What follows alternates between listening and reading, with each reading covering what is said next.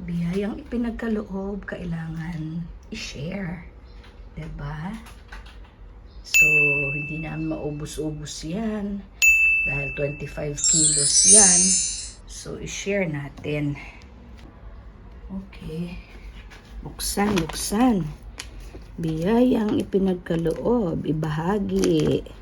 Para lahat po masaya. Ipamahagi. English is share. Mas madali sa English, no? That's the American influence in the Philippines.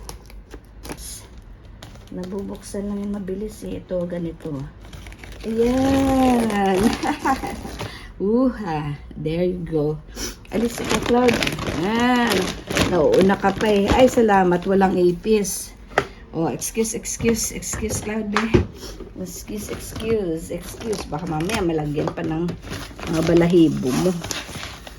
Alis ikaw muna. 1, 2, 3, 4, 5, 6, 7,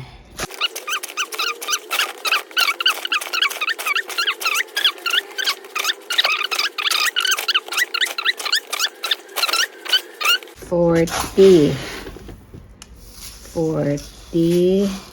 So, kung 40 siya, kasi dalawang ganyan yung aming isang saing.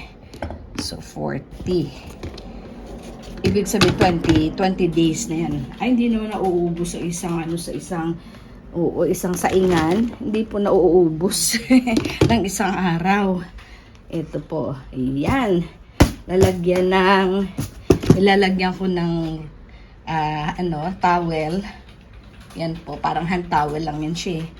Para hindi pasukin. Kasi, pagka may chance yung mga ipis dito maliliit. Naku, kahit sa ref pumapasok. Hindi yan local na mga ipis eh. So, 40. Yung laman nito, 20 days na pagsaing. Diba? Marami pa. So, ilalagay natin sa mga bag para ma-share natin dun sa Christmas party. Marami po kasi mga guards, mga housekeeping, ganyan. Di ka nalalayo eh. Nandyan lang sila sa tabi-tabi. Laging kasama mo. Serving you every day. Kaya kailangan din i-share sa kanila.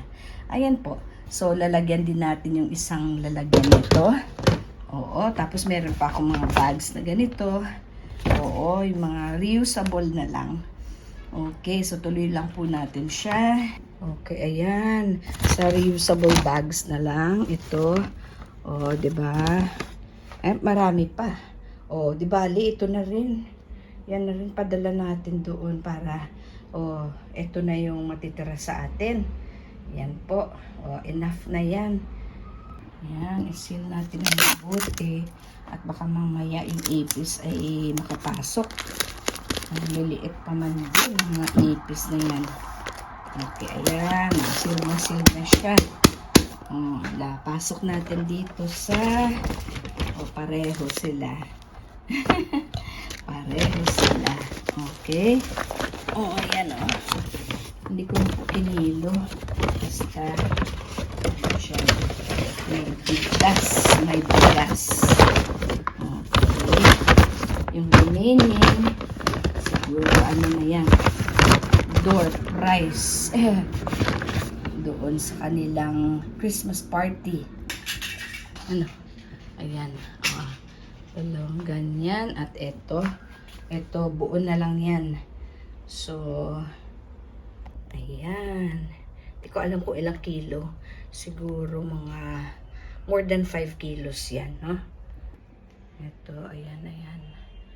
So, at least, meron po. Ayan. Hindi lang siya nabalot ng Pasko. Ayan na. Staple para di masilip. Kung ano yung laman. Halata naman po eh. Okay.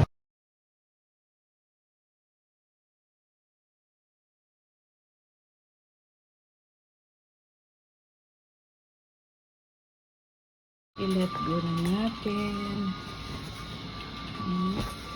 Biruin mo yan. Ang halos hindi na isuot kasi nga po eh. Ayan.